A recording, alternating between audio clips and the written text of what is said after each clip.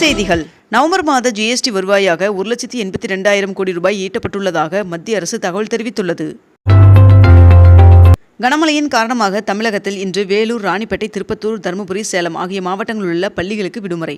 மேலும் திருவண்ணாமலை, விழுப்புரம், கடலூர், கள்ளக்குறிச்சி, கிருஷ்ணகிரி ஆகிய மாவட்டங்களில் உள்ள பள்ளி, கல்லூரிகளுக்கு விடுமுறை அறிவிக்கப்பட்டுள்ளது. இதேபோன்று புதுச்சேரியில் உள்ள பள்ளி மற்றும் கல்லூரிகளுக்கும் இன்று விடுமுறை அறிவிக்கப்பட்டுள்ளது.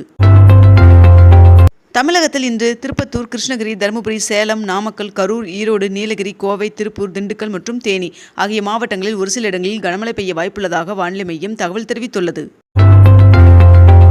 மாநில ஜூடோ போட்டியில் பழனி அரசு பள்ளி மாணவர்கள் தகுதி பெற்றுள்ளனர்.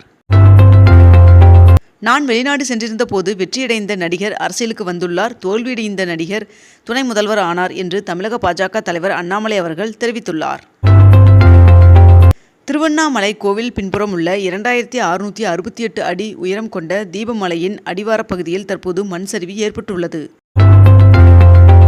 மழை மற்றும் வெள்ளத்தால் பாதிக்கப்பட்ட விழுப்புரம் மாவட்டத்தில் துணை முதல்வர் உதயநிதி ஸ்டாலின் அவர்கள் நேரில் பார்வையிட்டார். மேலும் சேதத்தை மதிப்பிட்டு விவசாயிகளுக்கு நிவாரணம் வழங்குவதாகவும் அறிவித்துள்ளார். பெஞ்சல் புயல் ஆழ்ந்த காற்றழுத்த தாழ்வு மண்டலமாக வலுவிழந்து விட்டதாக அறிவிக்கப்பட்டுள்ளது. கனமழையால் விழுப்புரத்தில் உள்ள ஏரி உபரி நீர் வெளியேற்றப்பட்டுள்ளது. இதனால் தேசிய நெடுஞ்சாலையில் வாகனங்கள் செல்ல தடை விதிக்கப்பட்டுள்ளது. சிதம்பரம் அண்ணாமலை பல்கலைக்கழகத்திற்கு இன்று விடுமுறை அறிவிக்கப்பட்டுள்ளது. நடப்பு நிதியாண்டி முதல் 7 மாதங்களில் தங்க நகைகளுக்கு வங்கிகளில் வழங்கிய கடன் 50% அதிகரித்துள்ளதாக தகவல் தெரிவிக்கப்பட்டுள்ளது. ஒப்பந்த அடிப்படையில் 320 எலக்ட்ரிக் ஏசி பேருந்துகள் இயக்க BMTC திட்டமிட்டுள்ளதாக தகவல் வெளியாகியுள்ளது. திருச்சி மாவட்டத்தில் நடைபெற்ற தனியார் வேலைவாய்ப்பு முகாமில் 424 பேருக்கு பணி நியமன ஆணையை அமைச்சர் அன்பில் மகேஷ் அவர்கள் வழங்கினார்.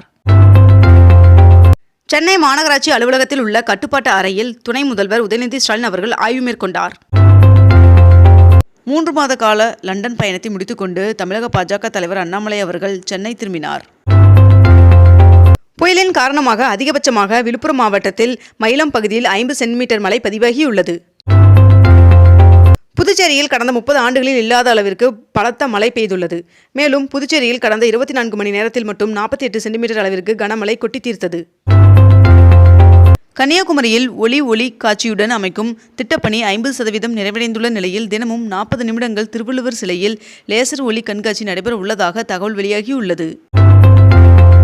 கோவை மாவட்டத்தில் 3ஆம் தேதி வரை கனமழை பெய்ய வாய்ப்புள்ளதாக வானிலை மையம் தகவல் தெரிவித்துள்ளது. நாமக்கல் ஆஞ்சநேயர் கோவிலில் வடமாலை அபிஷேக முன்பதிவு இன்று முதல் தொடங்குவதாக தெரிவிக்கப்பட்டுள்ளது. காங்கிரஸ் பொதுச் செயலாளரும் நாடாளுமன்ற உறுப்பினருமான பிரியங்கா காந்தி அவர்கள் MP ஆன பிறகு முதன்முறையாக வயநாட்டிற்கு வருகை தந்துள்ளார்.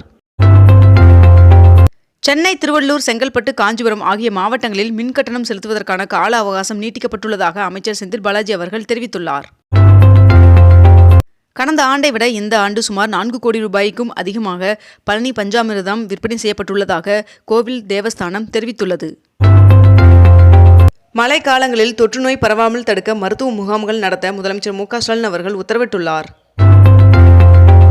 அம்பேத்கர் புத்தக வெளியீட்டு விழாவில் நடிகரும் தவேக கட்சி தலைவருமான விஜய் அவர்கள் கலந்து கொள்வது உறுதி செய்யப்பட்டுள்ளது. ஐரோப்பிய செயற்கைக்கோளுடன் வருகின்ற டிசம்பர் 4ஆம் தேதி BSLV C-59 ரக ராக்கெட் விண்ணில் ஏவப்படும் என்று இஸ்ரோ தெரிவித்துள்ளது.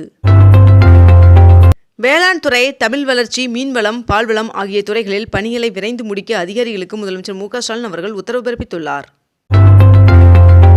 டங்ஸ்டன் சுரங்க உரிமத்தை ரத்து செய்ய வேண்டும் என்று பிரதமர் நரேந்திர மோடி அவர்களுக்கு முதலமைச்சர் MK ஸ்டாலின் அவர்கள் கடிதம் எழுதியுள்ளார். 7,927 கோடி ரூபாய் மதிப்பில் இந்திய ரயில்வே விரிவாக்கத்திற்கு மத்திய அமைச்சரவை ஒப்புதல் வழங்கியுள்ளதாக தகவல் வெளியாகியுள்ளது.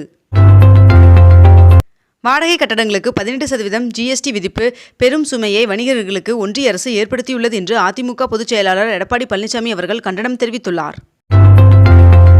2533 அரசு மருத்துவர் காலி பணியிடங்களுக்கு ஜனவரி 5ஆம் தேதி தேர்வு நடத்தப்படுகிறது என்று அமைச்சர் மா. சுப்பிரமணியன் அவர்கள் தகவல் தெரிவித்துள்ளார்.